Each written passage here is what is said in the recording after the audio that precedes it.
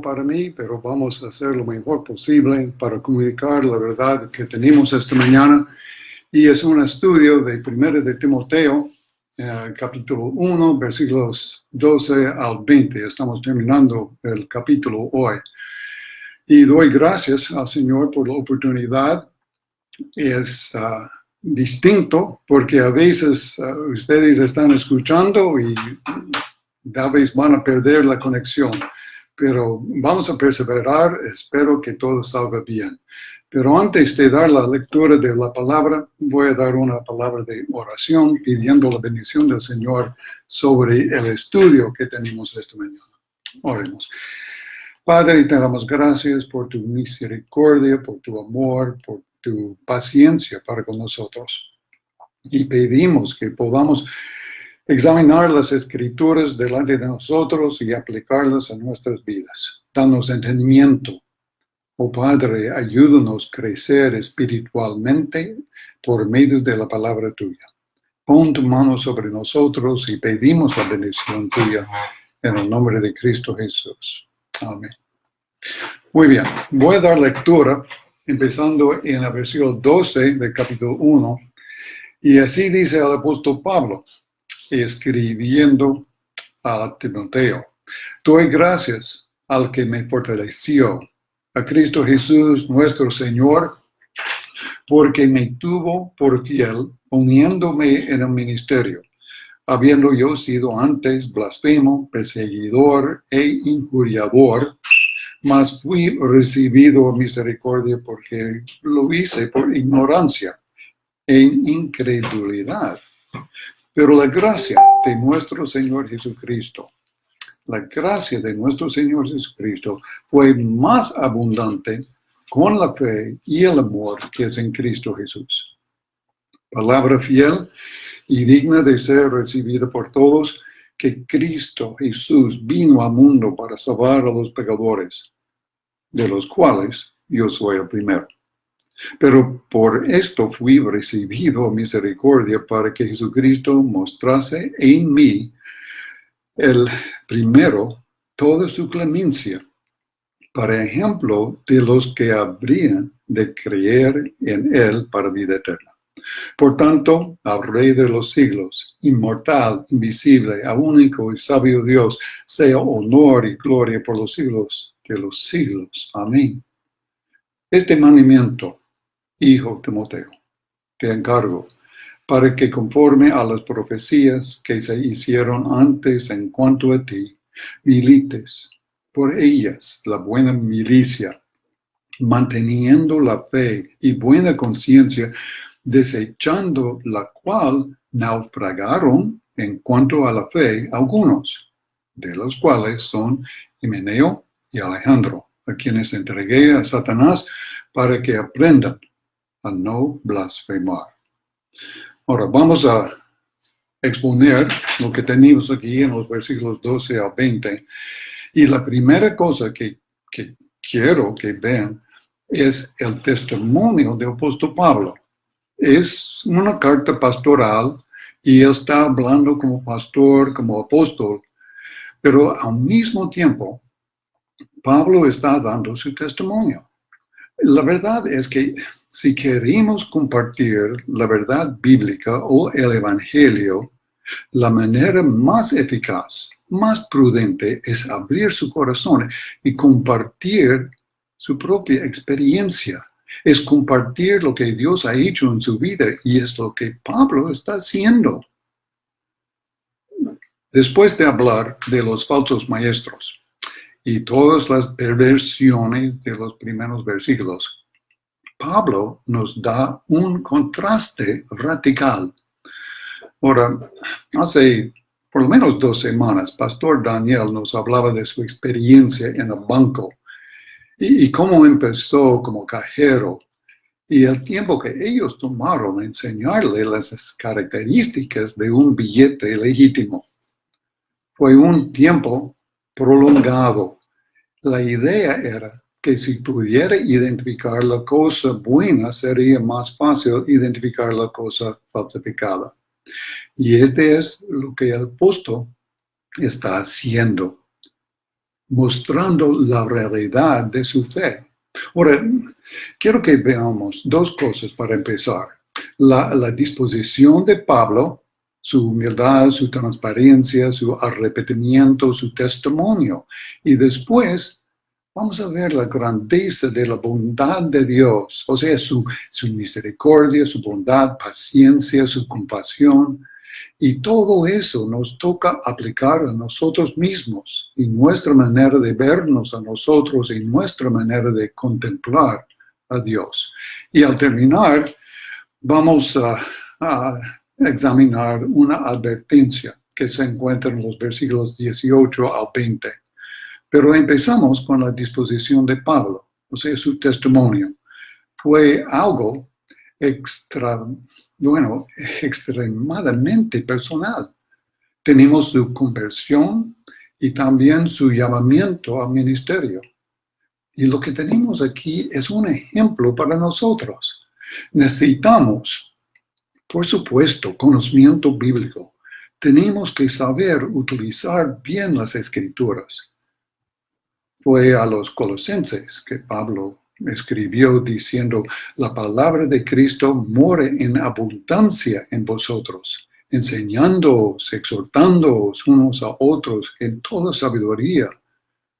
Sin embargo, tenemos que tener al mismo tiempo el valor de abrir nuestros corazones y compartir la realidad de un cambio radical.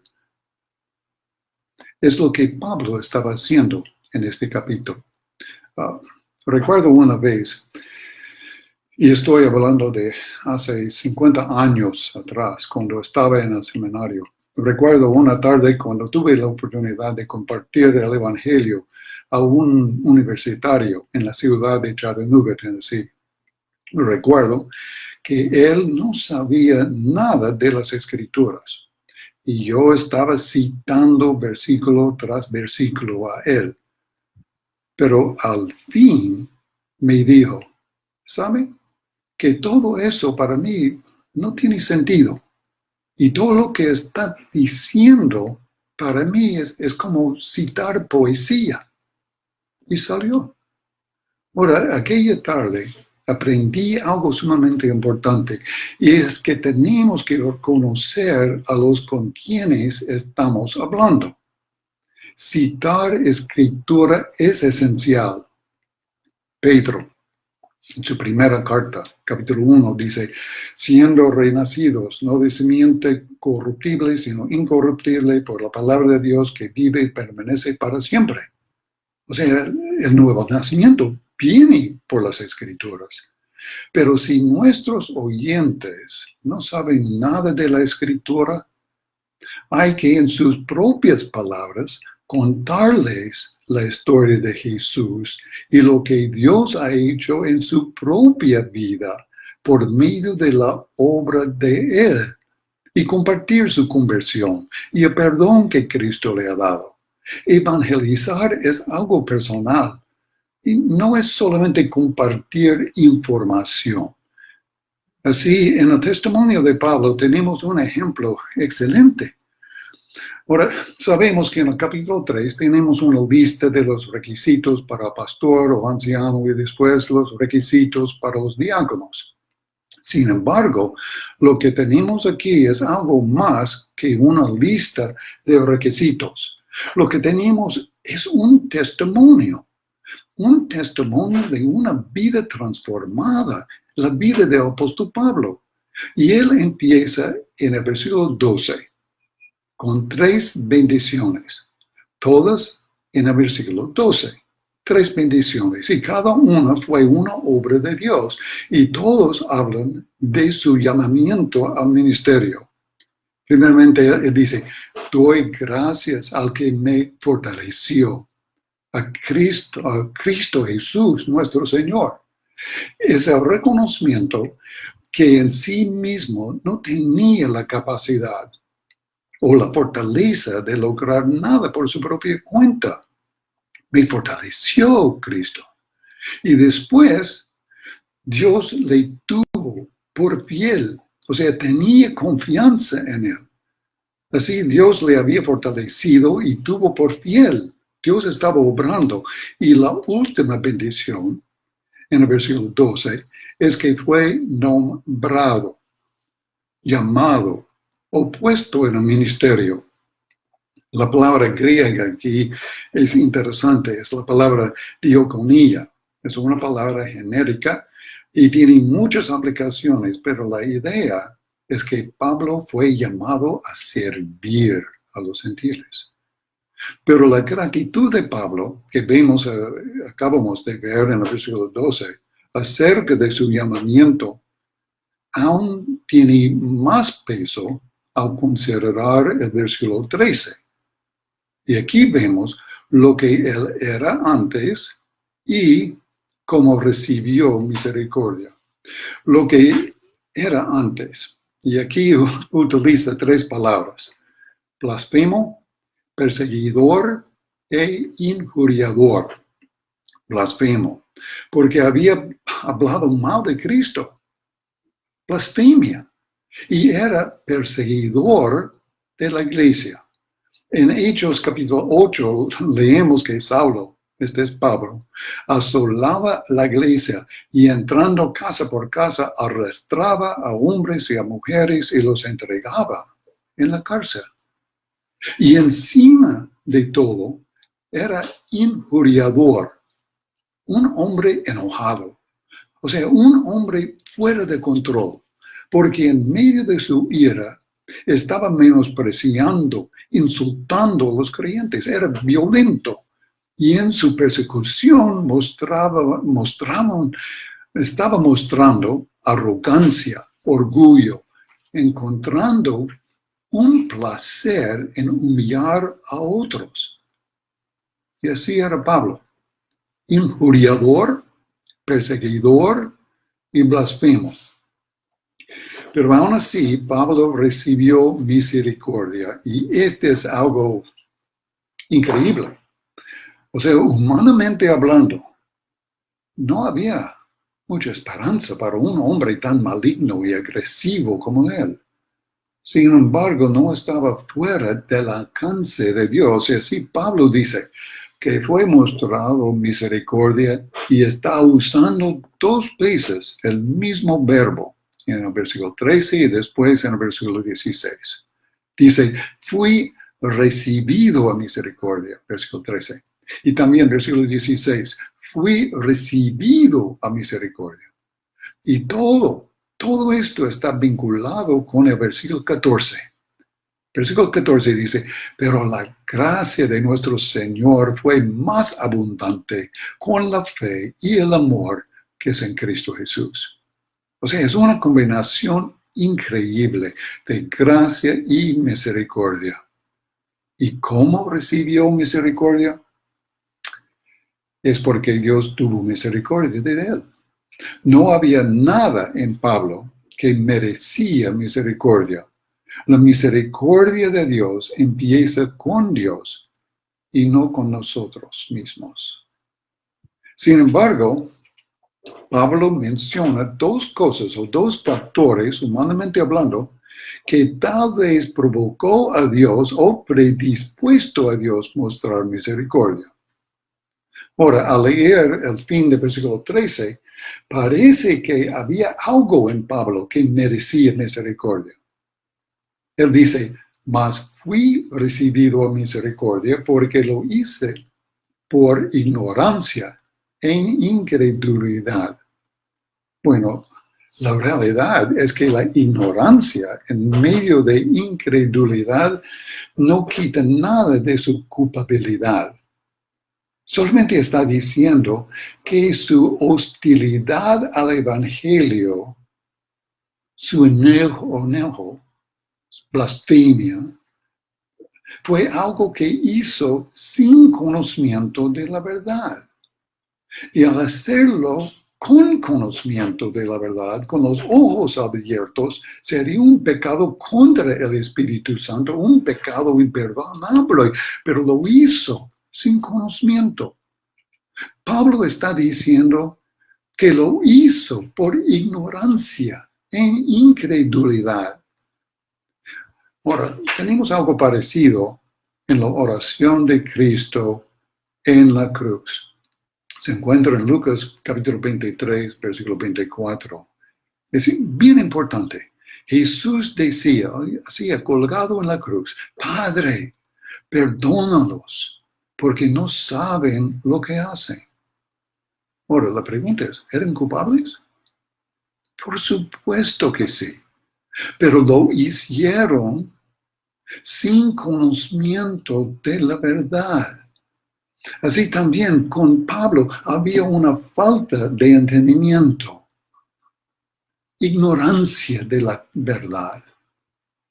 Pero la otra cosa que menciona Pablo, que predispuesto a Dios mostrar misericordia, sería dicho que Dios le mostró misericordia para promover la fe en otras personas en el futuro. O sea, tenemos nosotros la bendición, tenemos nosotros el beneficio de la conversión de Pablo. Y esta es su declaración en el versículo 16.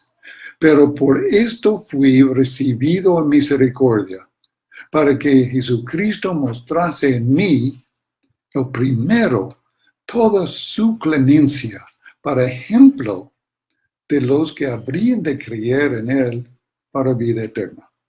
O sea, si Pablo fue el peor de los pecadores, versículo 15, esto debe ser una manera de animarnos a nosotros. Si Dios por su misericordia y gracia hizo una obra salvadora a un blasfemo, perseguidor e injuriador, nos da esperanza. Me da a mí esperanza porque fue una muestra de la paciencia infinita de Cristo Jesús. Así podemos entender la declaración de Pablo en el versículo 15. Palabra fiel y digna de ser recibido por todos, que Cristo Jesús vino al mundo para salvar a los pecadores, de los cuales yo soy el primero. En las cartas pastorales de Pablo hay 5 veces donde él dice palabra fiel. Aquí en versículo 15 y también en capítulo 3, versículo 1, palabra fiel. Si alguno anhela obispado, bueno, obra se desea. Y también en capítulo 4, versículos 8 y 9, palabra fiel es esta, digna de ser recibida por todos, porque el ejercicio corporal para poco es provechoso, pero la piedad para todo aprovecha, pues tiene promesa de esta vida presente y de la venidera, palabra fiel. Y también en 2 de Timoteo, capítulo 2, versículo 11, donde él dice, palabra fiel es esta, si somos muertos con él, también viviremos con él. Y hay otra ocasión, Tito, capítulo 3, versículo 4, palabra fiel es esta. O sea, nos salvó, no por obras de justicia que nosotros hubiéramos hecho, sino por su misericordia, por el lavamiento de la regeneración y por la renovación en el Espíritu Santo. Y cada vez donde tenemos palabra fiel, Él está declarando sin ninguna reservación, en pocas palabras, un resumen del Evangelio o una declaración de nuestra responsabilidad de ser fiel. Ahora, en el versículo 15, palabra fiel y digna de ser recibida por todos, que Cristo Jesús vino al mundo para salvar a los pecadores, de los cuales yo soy el primero. Y lo que tenemos es una declaración. Y por un lado es algo doctrinal, histórico, pero por el otro es algo muy personal. Es doctrinal porque históricamente Cristo vino al mundo y vino para salvar a los pecadores. O sea, no vino para ayudarnos a nosotros, salvarnos a nosotros mismos, o no vino para enseñarnos cómo salvarnos. No, Él vino para salvar. Es su obra. En Colosenses, capítulo 1, versículo 13, Él dice, el cual nos ha librado de la potestad de las tinieblas. y trasladado al reino de su amado Hijo, en quien tenemos redención por su sangre, el perdón de los pecados. Nos ha librado de la potestad de las tinieblas. Es la obra de Cristo. Es una declaración histórica, doctrinal, pero al mismo tiempo, en esta palabra fiel, tenemos algo sumamente personal. Pablo dijo en cuanto a los pecadores, yo soy el primero. Primero. O sea, esta palabra quiere decir lo peor, lo más vil, lo más malvado de los pecadores. Ahora, tenemos que recordar que Pablo era un fariseo. Y al hacer una declaración así, fue sumamente radical. O sea, para los fariseos, solamente comer o sentarse al lado de pecadores fue escandaloso. Un verdadero profeta no podía tener ningún contacto con pecadores. Y el insulto o la injuria más grande sería llamar a una persona pecador. Un ejemplo se encuentra en la manera que los fariseos hablaron de Jesús. Dijeron que era un amigo de pecadores. Fue una manera de menospreciarle a él. Así podemos entender la fuerza o el poder de la declaración de Pablo al decir que yo soy lo peor o más vil de todos los pecadores. Pero al pensarlo bien, debemos entenderle a él literalmente. Algunos dicen que Mao, al dominar China, mató más de 35 millones de personas. Stalin asesinó 20 millones de personas. Hitler, en la Segunda Guerra Mundial, exterminó 21 millones, entre ellos 1 millón que tenían menos de 18 años de edad. De ninguna manera hizo Pablo algo parecido. Sin embargo, él estaba diciendo la verdad, porque al ver nuestros pecados, idolatría, orgullo, blasfemia, egoísmo, lujuria, y ser convencido de ellos por el Espíritu Santo, dejamos comparaciones. Solamente vimos nuestra culpabilidad. O sea, antes de llegar a Cristo, solamente vimos lo que somos. Y este es el idioma de cada pecador. Y tal vez empezamos como el fariseo en la parábola, con mucha confianza en nosotros mismos. Pero si realmente hemos tenido la obra del Espíritu Santo obrando en nuestros corazones, terminamos como el publicano, estando lejos. No quería aún alzar los ojos al cielo, sino que se golpeaba el pecho diciendo, Dios es propicio a mí, pecador. Ese es sentir el peso de nuestros pecados. Y esta fue la declaración de Pablo. Pero al mismo tiempo que vio sus pecados, empezó a ver la grandeza de la bondad de Dios, su misericordia, su paciencia, su compasión, su amor sin límites. Realmente fue esta declaración de Pablo a Timoteo en el versículo 15 que lanzó la reforma en Inglaterra. Fue en el año 1520, Thomas Bilney, estaba buscando paz, pero no la encontraba. Y su testimonio es que al escuchar una exposición de Erasmo del Nuevo Testamento, encontró esta declaración que estamos estudiando, esta declaración de Pablo. Y él dijo, estoy citando, inmediato me pareció sentir interiormente un maravilloso consuelo y tranquilidad, de tal manera que mis huesos saltaron de alegría. Después de esto, la escritura comenzó a ser más agradable para mí que la miel. O sea, esta es la obra de la salvación, la obra del Espíritu Santo. Todo esto nos toca aplicar a nosotros mismos, nuestra manera de vernos a nosotros, nuestra manera de contemplar a Dios. Bilney se convirtió al contemplar el testimonio de Pablo. Fue el testimonio de Bilney al ser quemado vivo en la hoguera que encendió un avivamiento en Inglaterra y la Reforma. O sea, el resultado de la conversión de Pablo, de Bilney o de cualquier creyente se ve en el versículo 17 y es la adoración de Dios.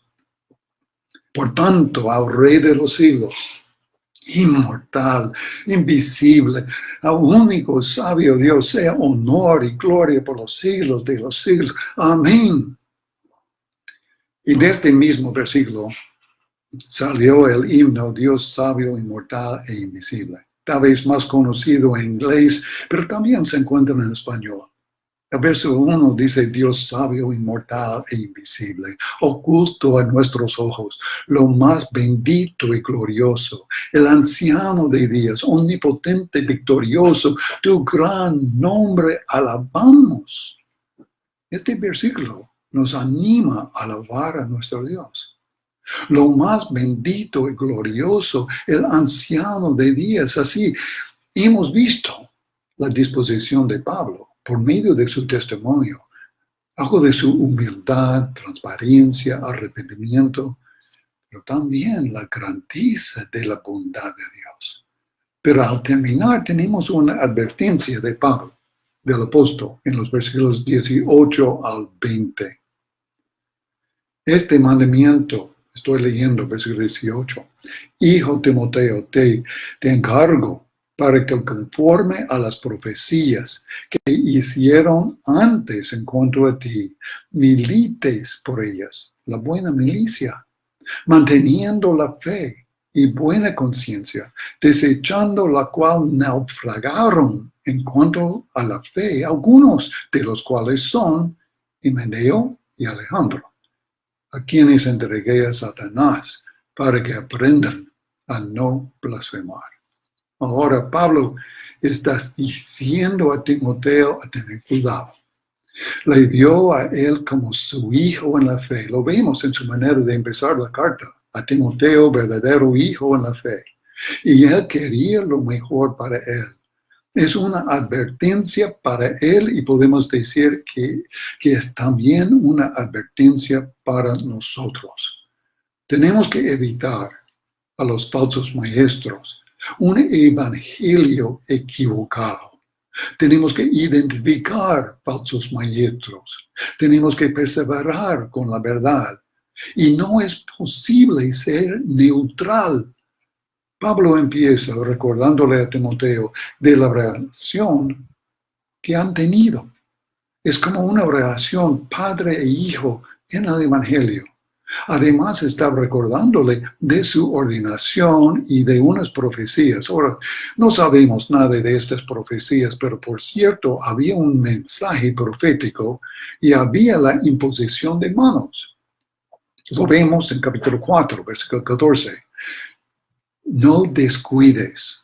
Capítulo 4, versículo 14. No descuides el don que hay en ti, que te fue dado mediante profecía con la imposición de las manos del presbiterio. O sea, Pablo está recordándole a Timoteo que fue apartado para el ministerio y tenía delante de él una batalla. En el versículo 18, milites por ellas la buena milicia. implica que tenemos una pelea espiritual, una batalla para defender la fe que tenemos. Y es algo urgente, es lo mismo que tenemos al terminar la carta. Pelea la buena batalla de la fe. Echa mano de la vida eterna, la cual asimismo fuiste llamados, habiendo hecho la buena profesión delante de muchos testigos. Ahora, recuerdo mi ordenación. Fue en el año 1973 y el pastor me dio un versículo y lo escribió en mi Biblia. Y estamos hablando de 47 años atrás, pero todavía tengo la Biblia. Y el mismo versículo, 1 Corintios 3:9, dice, porque nosotros somos colaboradores de Dios y vosotros sois la labranza de Dios, edificio de Dios. Somos labranza de Dios, edificio de Dios. Y esto es lo que Pablo está diciendo a Timoteo. Hay que recordar. Somos de Dios, somos su obra, su campo, su edificio, y nos toca a nosotros defender esta obra que Dios nos ha dado. Falsos maestros con enseñanzas equivocadas pueden distraernos de la verdad. Envidia, orgullo, bueno, piensen conmigo. ¿Pueden recordar la iglesia donde primeramente empezó a entender el Evangelio? ¿Pueden recordar el mensaje que había escuchado? O tal vez pueden recordar la persona quien le había testificado. O la escritura que Dios usó para abrir su corazón. Y realmente este es lo que está haciendo el apóstol Pablo en su carta, en su mensaje a Timoteo. Está diciendo que es menester recordar nuestra posición, recordar nuestra conversión, recordar la imposición de manos, recordar el mensaje, la profecía, y al hacerlo, al recordar que somos una obra de Dios, nos toca a nosotros defender esta realidad. Es mantener la fe y la buena conciencia. Así hay dos cosas que tenemos que guardar. Una es un tesoro objetivo y es la fe apostólica. Es lo que creemos y lo que somos. La otra es más subjetiva y es una buena conciencia. Van juntos, como en el versículo 5 y también después en capítulo 3, versículo 9. Voy a citar, versículo 5 dice, pues el propósito de este mandamiento es el amor nacido de corazón limpio, de buena conciencia y de fe no fingida. Y tenemos la misma idea en capítulo 3, versículo 9, que guarden el misterio de la fe con limpia conciencia. Pero al no hacerlo, al no guardar la doctrina, la verdad recibida o mantener nuestro testimonio en el mundo, podemos naufragar o hundirnos como otros lo han hecho. Es la advertencia que tenemos. Es la advertencia que compartió el apóstol y el ejemplo que compartió es lo de Himeneo y Alejandro. De los cuales, dice el apóstol, de los cuales son Himeneo y Alejandro. Ahora, el nombre Himeneo no es un nombre muy común, pero él se encuentra también en 2 de Timoteo, donde vemos algo de su falsa enseñanza. 2 de Timoteo 2, 16, 17 y 18. Bueno, en el versículo 16, Pablo dice, más evite profanas y vanas palabrerías porque conducirán más y más a la impiedad. Y su palabra comerán como gangrena, de los cuales son Himeneo y Fileto. Y se desviaron de la verdad, diciendo que la resurrección ya se efectuó y trastornaron la fe de algunos. Himeneo estaba enseñando herejía, diciendo que la resurrección ya había pasado, trastornando la fe de muchos. Y también nombrado con Himeneo es Alejandro. Ahora, el nombre de Alejandro no es como Himeneo. Alejandro es un nombre muy común. Hay muchos con el mismo nombre, Alejandro. Además, según lo que he leído, este Alejandro no es el mismo Alejandro que se encuentra en 2 de Timoteo, porque Alejandro, el calderero, opuso el evangelio y fue más que hereje, fue enemigo y fue la causa de muchos males. Y en el contexto no parece ser creyente. Sin embargo, Alejandro, en el capítulo 1, 1 de Timoteo, estaba dentro de la iglesia y era un falso maestro. Alejandro y Himeneo eran líderes entre los herejes en Efeso. Y en el versículo 3, Pablo dice que ellos estaban enseñando diferente doctrina. Y en versículo 4, estaban enfatizando a fábulas y genealogías interminables, creando disputas más bien que edificación. Y lo importante para nosotros es que Pablo no solamente estaba dando una teología o algún principio, lo cual es importante de la fe, la doctrina y la conciencia, la práctica. También estaba aplicando lo mismo, nombrando nombres. Así, nosotros también debemos notar los que están desviando de sana doctrina y denunciarlos. Hombres como Benny Hinn y Joel Osteen y otros son peligrosos, pero si quieren saber más, hay que buscar el video que se llama El Evangelio Americano, The American Gospel. Se encuentra en YouTube para saber lo que está pasando en nuestros días. Así Pablo nos da 2 ejemplos, Himeneo y Alejandro, quienes habían rechazado la verdad y la conciencia. Ahora en el versículo 19 tenemos la palabra desechar, y es una palabra fuerte. Quiere decir alejar algo o repudiar algo, y es lo que hicieron. Era deliberado. Así malograron su fe. Y así Pablo los entregó a Satanás para que pudieran aprender no blasfemar. Pablo escribió en el versículo 20, entregué a Satanás para que aprendan a no blasfemar.